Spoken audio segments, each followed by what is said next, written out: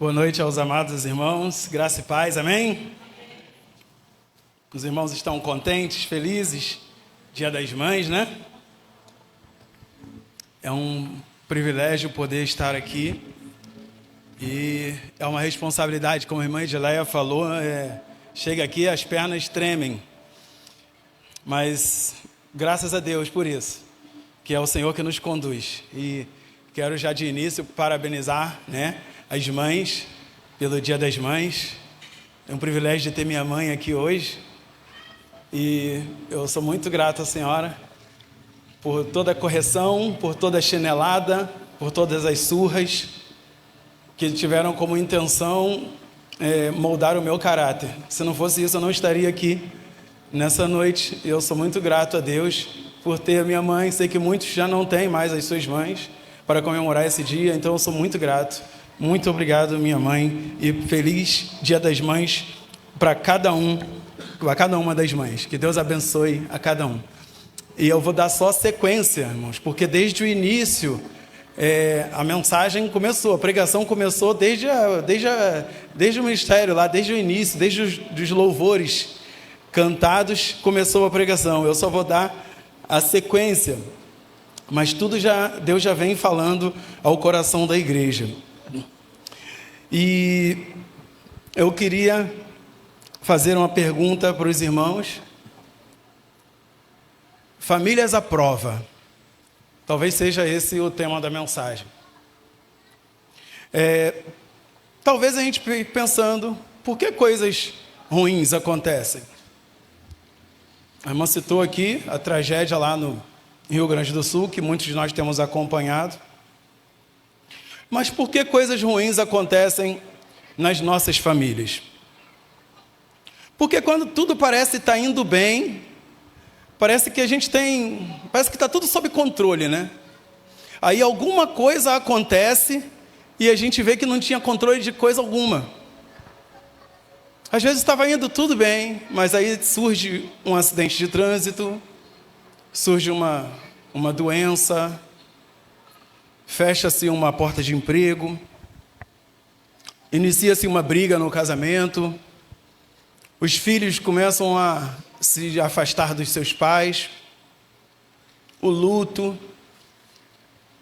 Às vezes está indo tudo muito bem, parece que está tudo sob controle, graças a Deus, tudo bem.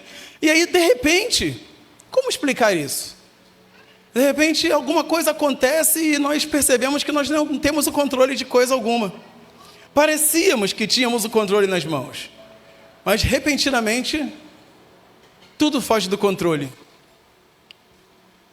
É como um retiro, né? A gente imagina no retiro, a gente acorda de manhã, né, Diácono Luiz, aquele céu azul, aquele sol quente, aí a gente vai, né, toma aquele café, participa do culto, aí, né, vai para a praia, bota o sungão preto, as esposas botam aquele chapelão para se proteger do sol, não é isso?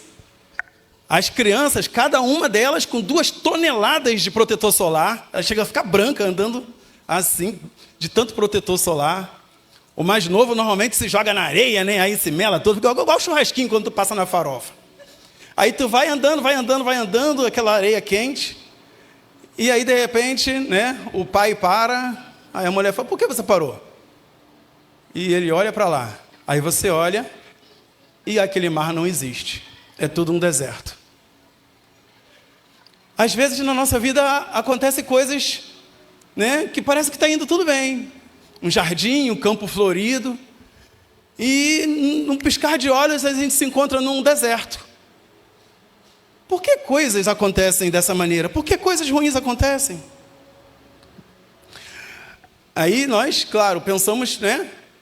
E tudo que é ruim, vem o quê? Do diabo, né? Claro. Sim, vem dele. Ele é o próprio mal, ele é a essência do mal.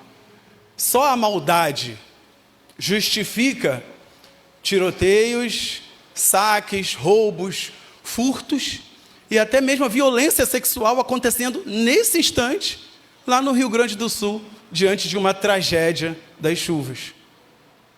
Onde as pessoas deveriam o quê? Amar mais, elas deveriam o quê? Dar a mão, Elas deveriam estar agora mais próximas, mais juntas, se unindo. E você vê, mediante esse cenário, essa catástrofe natural, você vê ainda a maldade saindo do coração do homem. Você ainda vê o homem fazendo mal para o seu próximo, mesmo diante de um cenário tão terrível. Mas isso não explica o porquê sofremos. Por que aquele que é lavado e remido no sangue de Cristo, aquele que aceitou Jesus, se converteu, por que esse? Porque nós passamos também por lutas, por adversidades. Fica a interrogação, por quê? O porquê. E aí agora nós vamos para as Escrituras, para a gente poder entender o porquê sofremos. Amém? A Bíblia fala de um homem chamado Moisés. Moisés tinha 120 anos de idade e ele está dando as suas últimas instruções para o povo de Israel. Moisés, ele viveu 120 anos e agora faltam dias ou semanas para ele morrer. E ele tem que dar as suas últimas instruções para o povo. Moisés passou 40 anos no palácio de Faraó. Depois ele passou 40 anos fugido lá em Midian. E aí Deus aparece para ele numa sarça, né, que pegava fogo sem parar e nunca se consumia. E ele foi ver o que era aquilo, era Deus falando com ele e mandando ele voltar para o Egito para tirar o povo que estava cativo. Então Moisés passou 40 anos no Egito, depois de 40 anos em Midian, na casa de seu sogro Jetro. E aí agora ele tem a missão de retornar para o Egito para livrar o povo que estava cativo. E aí esse povo, ele ao resgatar esse povo, o povo pecou. E por isso ele passou com aquele povo mais 40 anos no deserto. Uma viagem que duraria aí, não sei, alguns dias, não sei se 10, 15, 20, 30 dias, a travessia do povo pelo Mar Vermelho até chegar ali em Jericó, a primeira cidade conquistada de Canaã. Então demorasse dias, mas por causa do pecado do povo, eles ficaram 40 anos no deserto. Por causa do pecado do povo, toda aquela multidão que tinha saído com Moisés ali, com exceção de Josué e Calebe, todos eles morreram no deserto e não viram a terra prometida, simplesmente porque eles murmuraram contra Deus, eles pecaram contra Deus. Agora Moisés está diante do povo e ele tem que dar as suas últimas instruções e passar o comando para Josué agora, porque Moisés não iria entrar na terra prometida e ele sabia que estava no final da sua vida. E tem alguns versículos que eu quero ler com os irmãos que está lá, dessas recomendações de Moisés, que está lá em Deuteronômio 8:3. Eu estou usando a NAA, tá, irmão? A nova Almeida atualizada. Deuteronômio 8. As suas últimas instruções. Ele estava com 120 anos de idade. Já deve estar ali no coisa ali, irmãos. Olha essas palavras que Moisés fala para aquele povo reunido.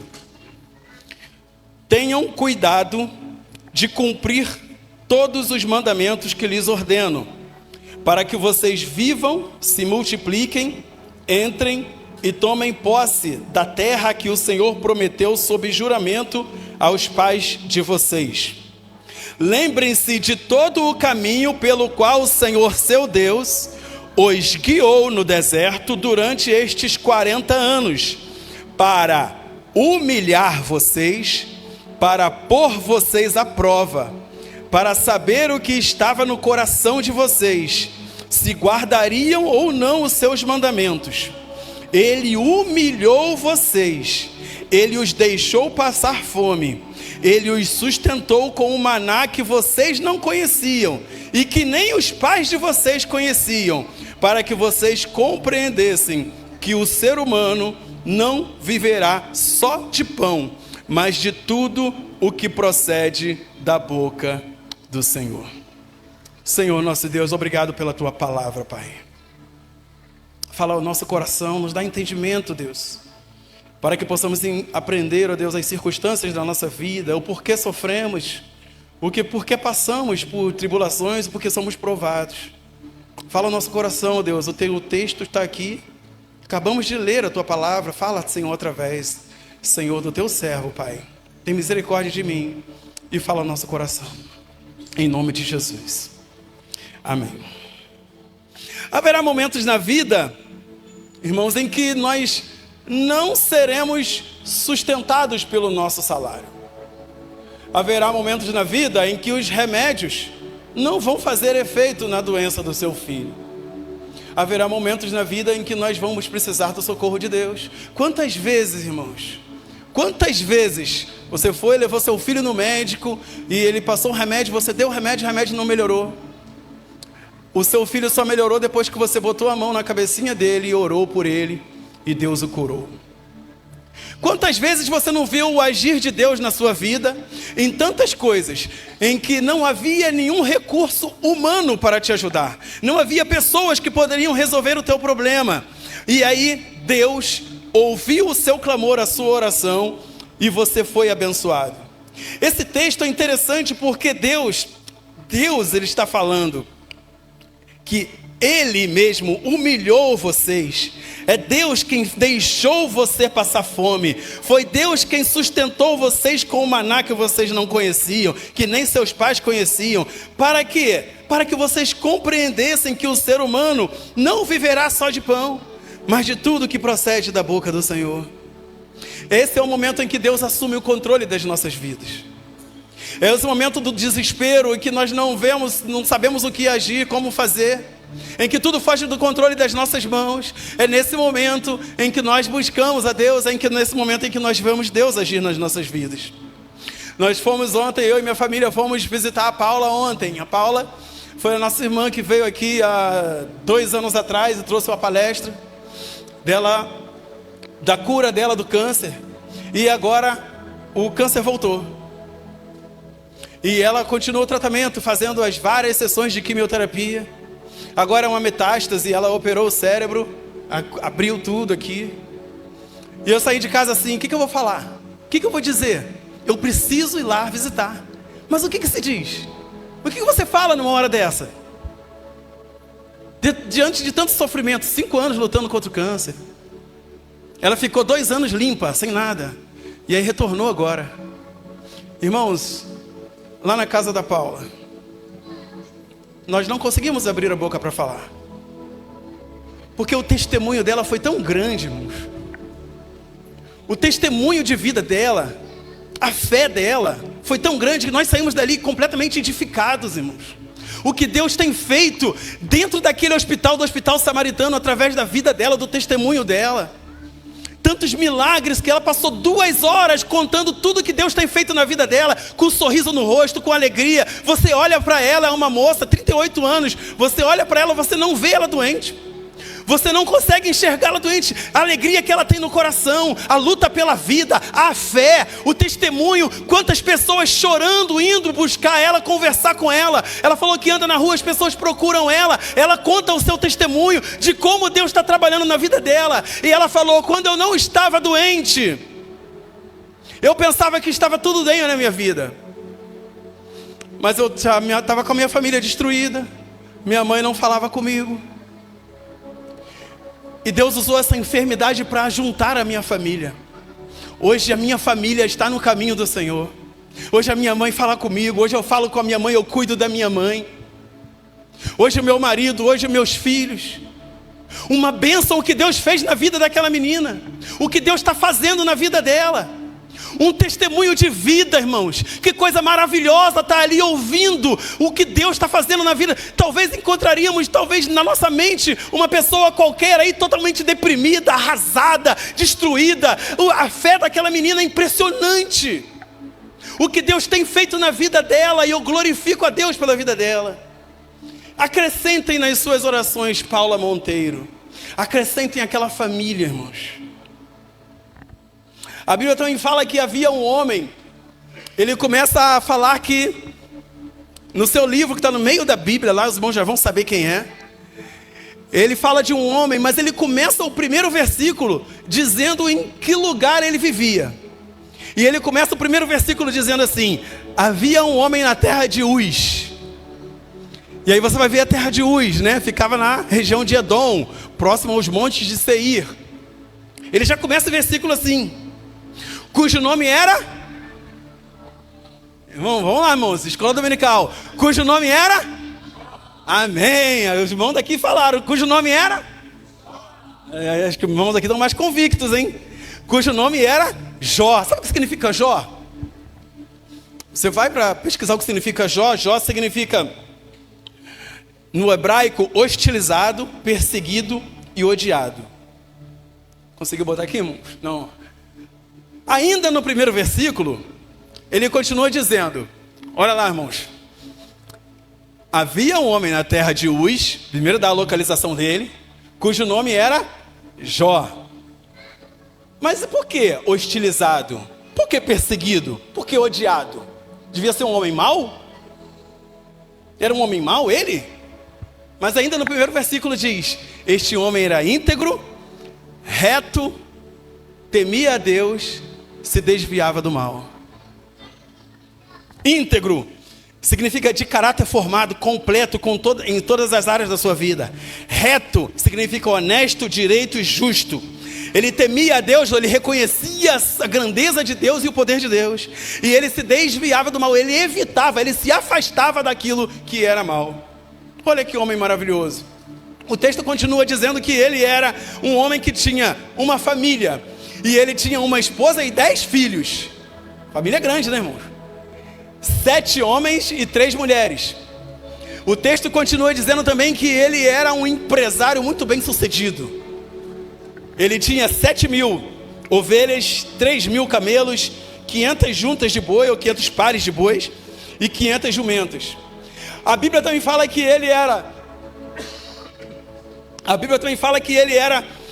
ele tinha muitos empregados. E tudo dá a entender que Jó existiu na época entre a morte de José do Egito e o nascimento de Moisés, naquele período ali da escravidão. Por alguma razão, em algum momento, provavelmente Jó saiu dali do Egito e foi habitar na terra de Uz, e Deus o abençoou tremendamente naquele lugar. Porém, como é que era a dinâmica daquela família? Era dessa forma. Jó, ele tinha 10 filhos, porém 7 eram homens, ok? 3 mulheres. As mulheres provavelmente não eram casadas, porque eles faziam um banquete na casa de cada um deles, né? Então, cada dia um banquete na casa de um. Imagina, né? Se não fosse assim, imagina a louça que não era para lavar todo dia, né? Então, assim, cada dia era na casa de um. Então, não sei o nome dos filhos dele. Talvez um fosse domingo, outro segunda, terça. Não, estou brincando. Mas são 7 dias, justamente uma semana. Então cada dia estavam, e eles convidavam as irmãs, e eles estavam cada dia na casa de um dos filhos, e eles faziam ali um banquete. Olha que dinâmica maravilhosa. A Bíblia também fala que ao fim desse ciclo, quando terminava os sete banquetes da casa dos 7 filhos, aí Jó levantava-se de madrugada, acordava os seus filhos, acorda, vem aqui. E ele sacrificava um holocausto para cada um dos filhos, ou seja, ele fazia 10 sacrifícios, porque o texto diz que Jó, ele dizia assim, talvez os meus filhos tenham pecado e blasfemado contra Deus em seu coração. Olha o zelo e a preocupação de Jó com a sua família. Ele está oferecendo sacrifício pelos filhos, porque talvez eles tenham pecado no coração, tenham pecado em pensamento. Olha o zelo desse homem. Olha que homem maravilhoso. E ele, sim, fazia isso continuamente, diz a palavra. E aí Deus provou a fé de Jó. Provou tirando primeiro toda a sua riqueza. Todos os seus bens conquistados, ele tirou. Depois, o que causou mais dor nele, no mesmo dia em que ele perdeu tudo, também ele perdeu os seus 10 filhos. A Bíblia fala que ele se lançou no chão, no pó e na cinza, se prostrou. Se prostrar significa ser nocauteado, derrubado. Ele foi nocauteado pelas tragédias, mas ele já caiu de joelhos. Ele já caiu de joelhos diante do Senhor. E ele disse: eu nu saí do ventre da minha mãe, e nu voltarei para lá. O Senhor o deu e o Senhor o tomou, bendito seja o nome do Senhor. Em tudo isso Jó não pecou e nem atribuiu a Deus falta alguma. Mas acredito que não tenha dado nem tempo de Jó sepultar os seus 10 filhos. Imagina 10 caixões brancos. Os 10 filhos. Porque veio uma doença sobre ele. E ele, nas cinzas, ele usava cacos de telha para raspar as suas feridas. Então a sua mulher disse: você ainda conserva a sua integridade? Quando a Bíblia fala essa frase, essa pergunta da mulher de Jó, você ainda guarda a sua integridade? Isso mostra que Jó, mesmo perdendo tudo, mesmo com tudo isso, ele continuava íntegro diante de Deus. Eu creio que ele passou por aquele momento, por aquela dor, aquela aflição, glorificando a Deus, exaltando a Deus. Senhor, eu não sei o porquê, mas eu glorifico o teu nome. Eu não sei porque eu perdi meus 10 filhos de uma vez só. Eu sacrificava a cada final de ciclo, toda madrugada, por cada um deles. Eu perdi tudo, Senhor. Eu não entendo, mas eu confio no Senhor, eu creio em Ti. E aquela mulher disse: você ainda conserva a sua integridade? Amaldiçoa esse Deus e morre. E ele disse: como falas qualquer louca, assim falas tu. Receberíamos o bem de Deus e não receberíamos o mal? Em tudo isso, Jó não pecou com os seus lábios. Irmãos, esse é o exemplo máximo de provação que tem na Bíblia. É o exemplo máximo para nós de provação, porque é inimaginável alguém que tenha tantas perdas, que sofra tanto como sofreu Jó. E a gente conhece a história do mundo espiritual, o que estava acontecendo. A gente conhece a história do mundo espiritual. A gente sabe o que estava acontecendo. A gente sabe. Jó não sabia, mas a gente sabe porque ele estava sendo provado.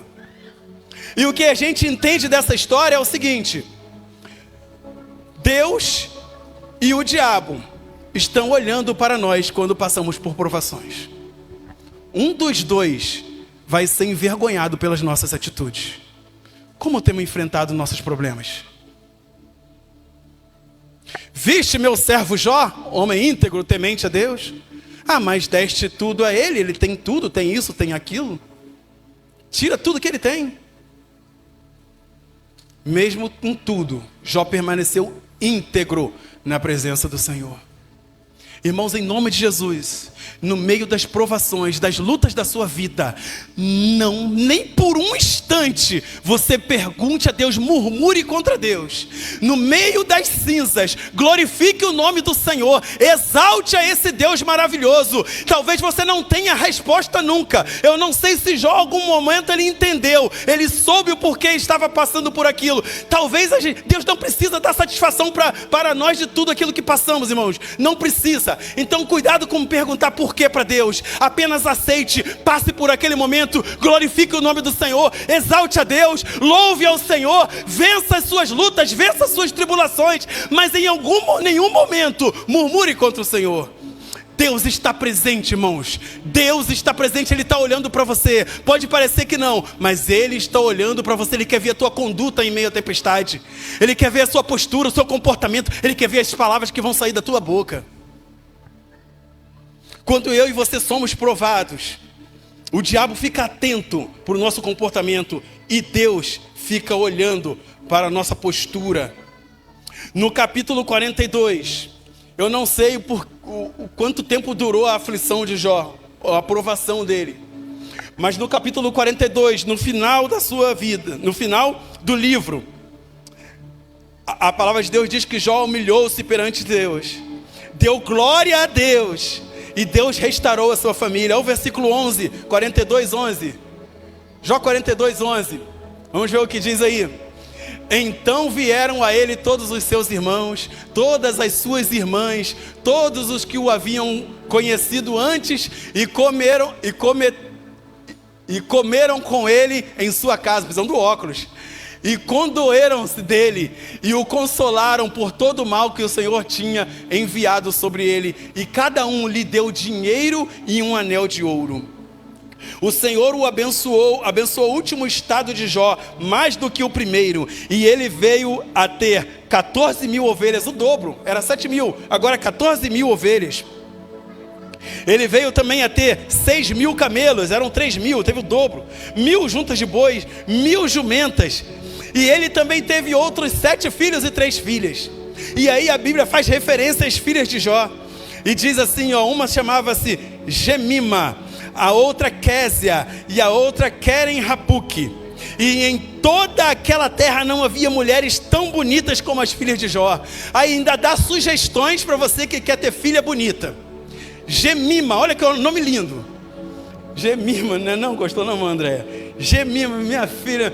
Se eu tivesse lido esse versículo antes, filha, em vez de Mariana, hein? Que tal? Ó, Queren-Hapuque, Clemente Cardoso. Olha aí, tá vendo? Coisa linda. Deus transformou a vida de Jó. Deu uma família linda para ele. Restaurou tudo aquilo que ele tinha perdido.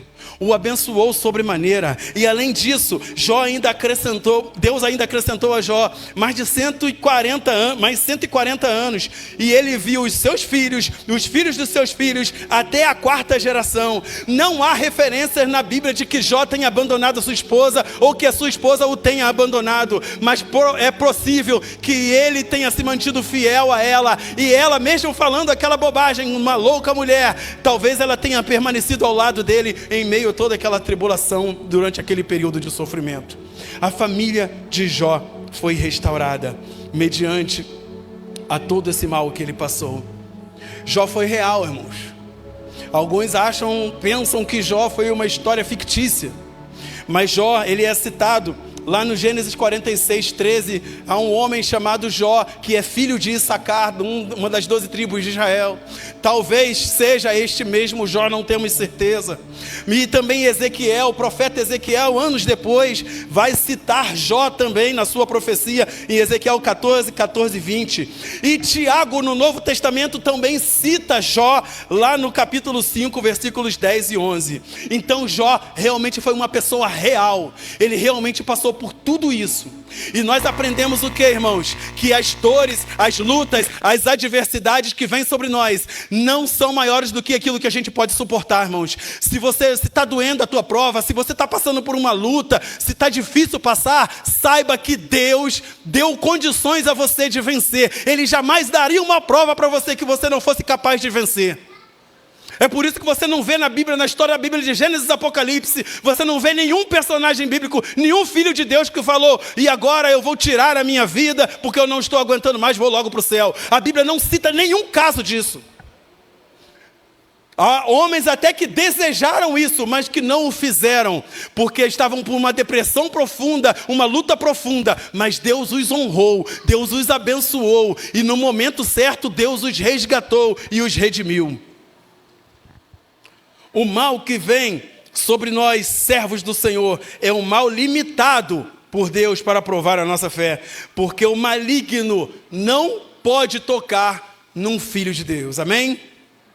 O maligno não pode tocar. Então as provações são limitadas, que Deus permite o diabo fazer algo contra você, mas extremamente limitado. Ele não tem a capacidade de tocar na tua vida, de tirar a tua vida.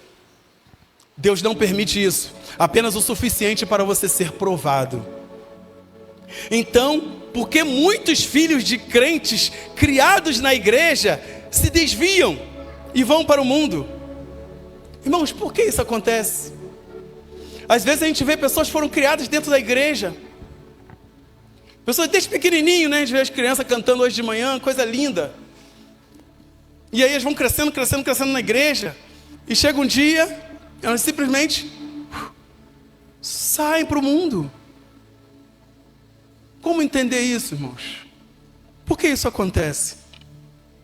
Às vezes nós ensinamos errado os nossos filhos. Às vezes nós falamos assim, ó: menino, vai decorar o Salmo primeiro. Ah, mas mãe, vai decorar. Decora o Salmo primeiro, tem que decorar. A outra mãe chega assim: vamos meditar? Vamos aprender? Vamos ouvir o que Deus quer falar conosco? Perceberam a diferença? Tem casos em que as pessoas, a mãe, o pai fala: menino, cuidado com essa Bíblia. A Bíblia está nova, vai estragar a Bíblia. Cuidado, deixa a Bíblia guardada aí. Deixa para lá domingo levar para a igreja. Mas mãe, não, nada disso. Mas aí, do outro lado, filho, está com a página amarelada, né? Está usando bastante a Bíblia, que bom. Continua usando bem a Bíblia. Continua usando bem.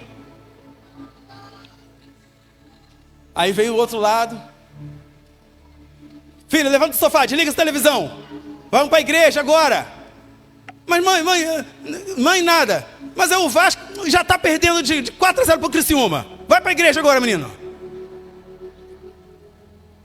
Mas aí, a outra mãe: filho, está na hora de ir para a igreja. Sabe por que é importante a igreja? O lugar de adoração ao Senhor foi a preço de sangue. A igreja é a preço de sangue, muito sangue derramado. É um lugar de adoração. Vamos louvar ao Senhor. Vamos glorificar o nosso Deus. Vamos lá, em comunhão com os irmãos, estar junto. Vamos ouvir as necessidades dos irmãos, ajudá-los. Talvez eles possam também nos ajudar. Olha a diferença, irmãos. O filho vai falar o quê? Ah, tá bom, o Vasco vai ser rebaixado mesmo, vou desligar a televisão, tô indo. Desculpa aí, Diego. Tem mensageira do rei, tem embaixador do rei hoje. Vai, se arruma, menino, vai logo. Mas aí, sabe por que eu quero que você vá nas mensageiras? Os embaixadores do rei são meninos do teu gênero, da tua idade. Lá vocês vão aprender disciplina, respeito. Vão aprender a palavra de Deus, como se comportar na escola. Está vendo como é que a gente às vezes ensina os nossos filhos errado? A gente cria obrigações como se eles tivessem que pagar o preço, e pagar o preço dele é ir para a igreja, pronto, simplesmente acabou. Mas a gente não está junto, a gente não explica, a gente não ensina, a gente não fala da importância da igreja, a gente não fala da importância de estudar a palavra, a gente não fala. A gente só quer obrigar, e aquela pessoa vai crescendo, não quer estar ali, não queria estar ali, e ela não entende por que está ali. Aí chega na igreja e fica olhando para o lado, mexendo no celular, faz qualquer coisa, não presta atenção em nada.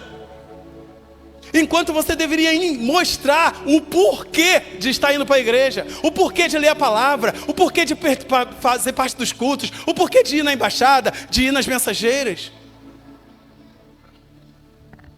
Filho, você sabe por que precisamos ir à igreja? Você sabe? Vamos ler a palavra juntos? Vamos ler a palavra de Deus. Ensina o caminho. Vamos lá, Provérbios 22:6. Coloca aí para a gente ler juntos. Provérbios 22:6. A igreja toda é bem bonita, hein? Bem forte, hein? Ensine a criança no caminho em que deve andar, e ainda quando for velho, não se desviará dele. Amém? Levítico capítulo 8, a palavra de Deus diz que Deus chamou Moisés e disse para Moisés o seguinte: olha só, eu quero consagrar uma família para me servir. E aí Moisés: sim, senhor. E aí ele falou: ó, essa família é a família do seu irmão, Arão. Arão e a sua família vão ser separados para os serviços sacerdotais, para as atividades. E aí Moisés reuniu o povo: olha, Deus escolheu o meu irmão Arão e toda a sua família para serem sacerdotes do Senhor, para trabalharem no tabernáculo de Deus. E aí a Bíblia fala que ele consagrou Arão e derramou óleo sobre a cabeça de Arão. Depois ele ofereceu um cordeiro como holocausto, e aquele sangue do cordeiro está lá em Levítico 8. O sangue do cordeiro Moisés pegou e com o dedo ele passou na ponta direita de Arão, da orelha direita de Arão. E ele passou no polegar direito de Arão, da mão direita, e no polegar do pé direito. E ele pegou os filhos de Arão e falou: vem cá vocês. E passou o sangue também na orelha direita dos filhos, no polegar da mão direita dos filhos, no polegar do pé direito dos filhos. Irmãos, o que significa isso? é uma família consagrada ao Senhor. Talvez você olhe para o lado, talvez você não veja o sangue na orelha do seu filho, mas o diabo vê. Onde ele estiver, ele vê. E ele sabe que o teu filho está consagrado ao Senhor, que ele não pode tocar no seu filho. Ele sabe, todos aqueles a gente não vê, mas é um sangue espiritual, e não é mais agora um sangue de cordeiro, é o sangue do próprio Cristo Jesus, que está na ponta das nossas orelhas direita, que está no nosso polegar da mão direita, no polegar do pé direito, e o diabo enxerga isso, e ele sabe, perambulando por aí, em quem ele pode tocar e em quem ele não pode tocar.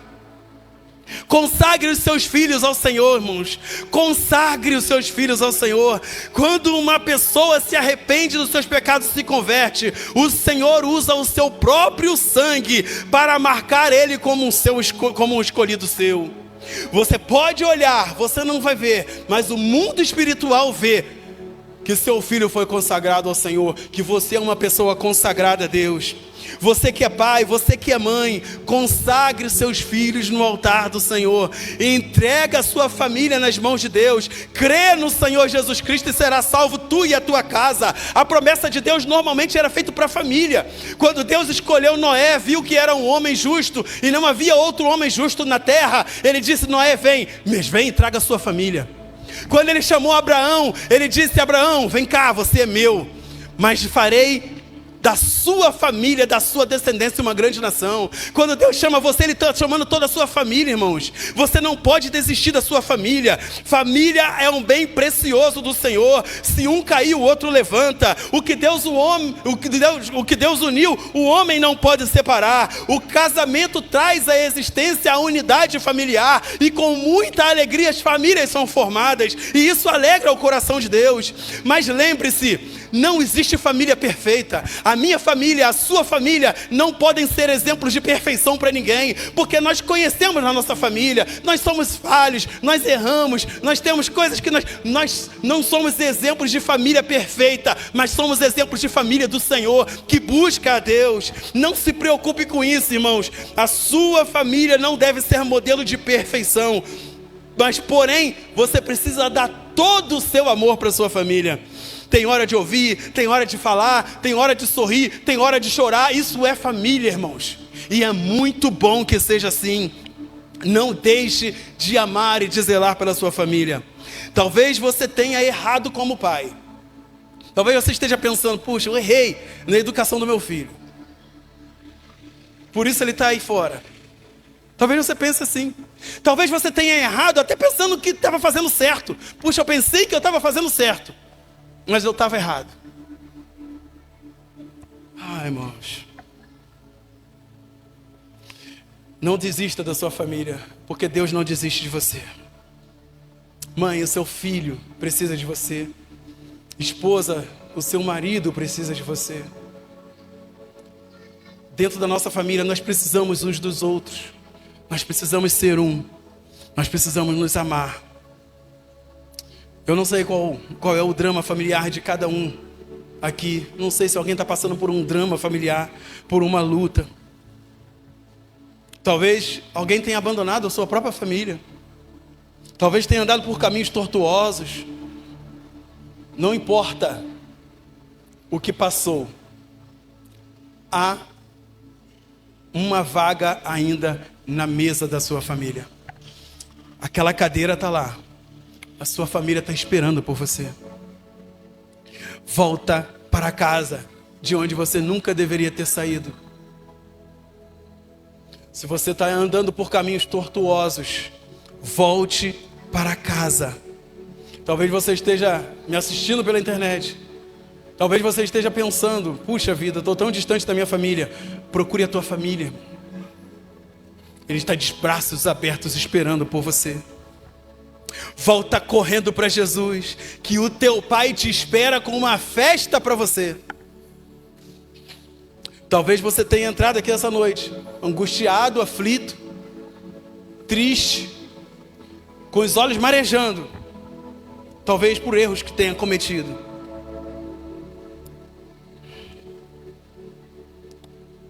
A Bíblia fala de Isaac, que Isaac orou insistentemente ao Senhor para que sua esposa tivesse filhos. Ela era estéril. A Bíblia diz insistentemente. E esse insistentemente durou 20 anos. Isaac, quando casou-se com Rebeca, ele tinha 40 anos de idade. Seus filhos, Jacó e Esaú, só foram nascer quando ele fez 60 anos. Você acha que está orando muito?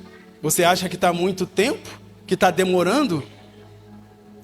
Se Isaac não tivesse insistido 20 anos, não teria nascido Jacó, do qual vieram a nação de Israel, as 12 tribos de Israel. A Bíblia fala que Ana chorava, orava chorando. E parecia até que ela estava bêbada, porque a voz dela ficava embargada na oração. E o sacerdote olhava para ela, achava que ela estava bêbada, porque ela estava ali falando, soluçando, mas orando ao Senhor, clamando ao Senhor. E Deus abençoou, ouviu a oração de Ana, ela teve um filho chamado Samuel. Se Ana tivesse parado, desistido de orar, Samuel não seria este homem que foi. Chegou a ungir o rei Davi. Samuel foi um homem que resgatou a fé, a credibilidade daquele povo que estava esmorecido. Talvez alguém tenha dito para você que não há mais jeito, que não há mais o que fazer. Desiste disso, cara, desiste da tua família, não tem mais jeito. A Bíblia fala que Jairo, algumas pessoas vieram correndo para ele dizer que a sua filha tinha morrido, mas ele não deu ouvido para aquelas pessoas.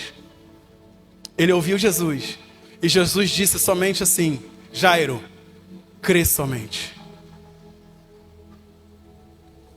Não importa quanto tempo vai demorar, não importa se você vê o teu filho caindo, descendo cada vez mais para o abismo, não importa, uma hora Deus vai agir.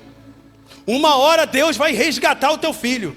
Uma hora Deus vai trabalhar na sua família. E mesmo que você não veja isso acontecer, Deus, Ele é dono de tudo. Ele sabe de todas as coisas. A sua função, a minha função é orar até o último instante da nossa vida. Reclamar ao Senhor. Em 1 Crônicas 7, capítulo 7, versículo 1, aparece ali a descendência de Issacar novamente. Só que agora não aparece mais o nome Jó. Agora aparece no lugar de Jó, aparece Jazube. E Jazube, se Jazube realmente se refere ao mesmo Jó de Gênesis 46, 13, ele só mudou o nome. Isso era muito comum na Bíblia antigamente. Ele mudou o Jó de aquele perseguido, hostilizado e odiado para Jazube, que significa ele voltará. Eu não sei se o seu filho está perdido, irmão, mas em nome de Jesus, a partir da sua oração, ele vai se chamar um Jazube. Ele voltará. Você não pode desistir. Você vai chorar, vai derramar lágrimas, vai ter noites que você vai se ver numa situação muito difícil, em que você algo vai tentar tirar a tua fé, fazer você descrer, esmurecer, murmurar. Mantenha-se firme, irmãos. Mantenha-se firme. Deus tem coisas maravilhosas para fazer. E mesmo que você tenha perdido toda a sua família, Marcos capítulo 3, do versículo 31 ao 35 diz assim: nisto chegaram a mãe e os irmãos de Jesus, e tendo ficado do lado de fora, mandaram chamá-lo. Muita gente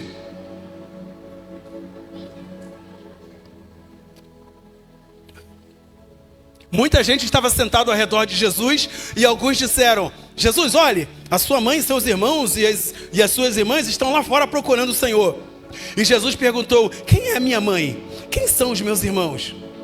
E olhando em volta para os que estavam sentados ao seu redor, disse: eis minha mãe e meus irmãos, porque todo o que fizer a vontade de Deus, esse é meu irmão, é minha irmã e a minha mãe. Talvez você tenha vindo aqui já sem a sua família completamente destruída. Existe uma família, a maior de todas as famílias, é a família de Jesus. Vem fazer parte da família de Jesus, irmãos. Vem fazer parte da família de Jesus. É a melhor família, e essa família só faz parte todo aquele que faz a vontade de Deus. Ainda que você não tenha mais ninguém, Jesus espera você de braços abertos. Ele é a sua família agora, Ele é a nossa família. Aqui nós somos uma família só, a família de Jesus. Quando vimos lá em Deuteronômio 8, Nós lemos do versículo 1 ao 3, mas tem promessas de Deus, irmãos. Essa aprovação de Deus sobre o povo de Israel, de deixar o povo, de humilhar o povo, de deixar o povo passar fome, para que ele pudesse saber que não só de pão vive o homem, mas de toda a palavra que sai da boca do Senhor. Você está aqui não é por causa da sua condição, é por das coisas que você fez. Você está vivo aqui hoje porque Deus quer, porque Deus permitiu que você estivesse aqui. E além disso, Ele dá promessas, e Ele vem dizendo lá no versículo 4, na sequência: durante estes 40 anos, as roupas que vocês usavam não envelheceram, os seus pés não ficaram inchados. Portanto, saibam em seu coração que assim como o homem disciplina o seu filho, assim o Senhor seu Deus disciplina vocês. A aprovação de Deus é a disciplina do Senhor para nós, porque Ele quer que a gente fique mais fortalecido espiritualmente, musculoso espiritualmente. Ele quer que a gente tenha condições de vencer as dificuldades da vida.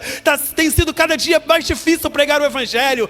Por isso, irmãos, as provações vêm sobre nós, para que isso venha fortalecer a nossa alma, para que isso venha fortalecer a nossa fé, para que a gente não esmoreça, irmãos. Nós não podemos nos enfraquecer, nós temos que nos fortalecer, nós temos que ler a palavra, orar, buscar a presença do Senhor. Ele tem coisas grandiosas, maravilhosas para fazer, e mesmo que você esteja atravessando o deserto, o seu pé não vai inchar, a sua roupa não vai se desgastar, mesmo que esteja difícil a luta, mas Deus estará contigo todos os dias da sua caminhada.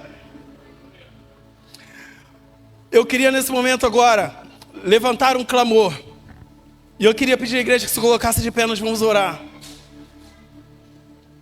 Eu glorifico a Deus, porque tudo isso aqui que eu falei já foi falado desde o início, desde a primeira canção, desde o testemunho das palavras da irmã Diana. Isso tudo vem contextualizando a mensagem. Mas nós temos famílias, irmãos, que estão aí destruídas. Eu sei que tem famílias. Eu sei que tem famílias aqui no nosso meio, onde algumas pessoas não têm caminhado com o Senhor. Algumas pessoas que estavam aqui na igreja se desviaram, e agora, só Deus sabe onde elas estão agora. Nesse mundo tão terrível, irmãos. Nós temos famílias, irmãos, no Rio Grande do Sul sofrendo. Como a irmã falou, igrejas alagadas. E eu estava assistindo hoje na televisão, meu Deus, as águas não baixam. O nível da água continua alto já há tanto tempo. As chuvas não param. E eu queria levantar um clamor agora a Deus. Senhor nosso Deus, bendito e eterno Pai que está no céu, nós rendemos graças ao Teu nome, ó Deus, por estarmos aqui na Tua casa, Pai.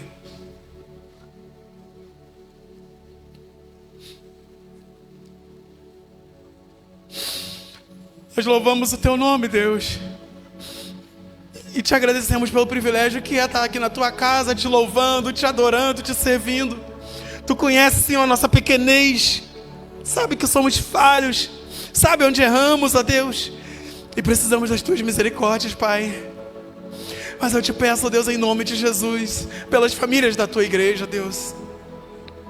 Eu sei que tem pessoas aqui que agora nesse momento estão pensando em seus filhos, irmãos, primos, que talvez estejam no mundo, ó Deus, vivendo distante de Ti. Pessoas que passaram aqui, que subiram a esse altar, que cantaram com as crianças, quando criança. Pessoas que talvez tenham tocado instrumentos. Pessoas que talvez tenham subido no altar para pregar. Talvez tenham frequentado as mensageiras. Os jovens, os adolescentes, eu não sei. Ah, Deus, que tristeza causa no nosso coração saber que muitos se perderam pelo caminho, Pai. Mas, Senhor, eu peço a Ti nessa noite, ó Pai, que atente para o clamor desse pai, dessa mãe, desse irmão, desse filho, Deus. Oh Deus, a Tua palavra faz promessas. Crê no Senhor Jesus e será salvo tu e a tua casa, Deus. Senhor, nós não vamos desistir da nossa família, nós vamos continuar lutando, orando, buscando a Tua presença, Deus. Em nome de Jesus, renova as forças da Tua igreja, renova as forças, Senhor, daquele que está caído, daquele que já vem há um bom tempo orando e não vê o resultado. Ó Deus, renova as forças, que possamos ser persistentes, assim como Isaac, que possamos insistir, possamos continuar lutando em oração, Senhor, buscando a Tua presença, a Tua face, clamando ao Senhor, e mesmo que não tenhamos a resposta ainda, possamos adorar o Teu nome, Te louvar, glorificar a Ti, ó Deus. Pai, visita em nome de Jesus as famílias no Rio Grande do Sul.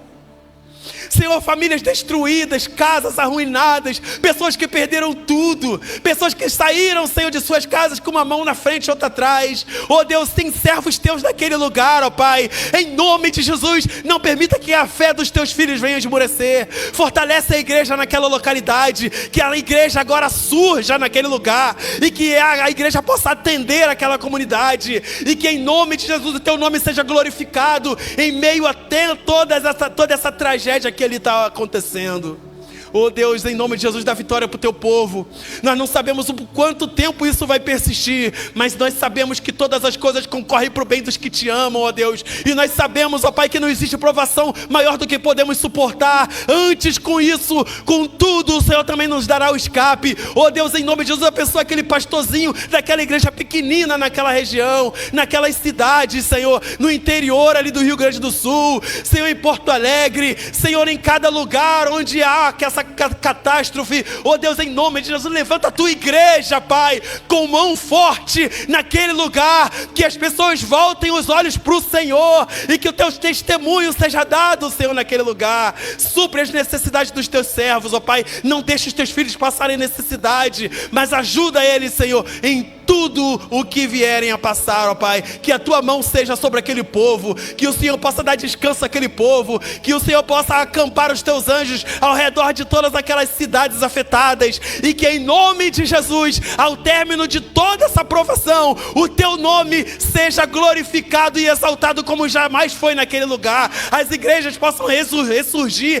avivadas, fortalecidas, ó Deus, na sua fé, e que o Teu nome seja proclamado naquele lugar, como o Senhor, mas missionário algum já conseguiu, mas que através dessa ação o Senhor possa manifestar a Tua glória naquela região. É a oração que nós Te fazemos e Te agradecemos, em nome de Jesus. Amém, Deus.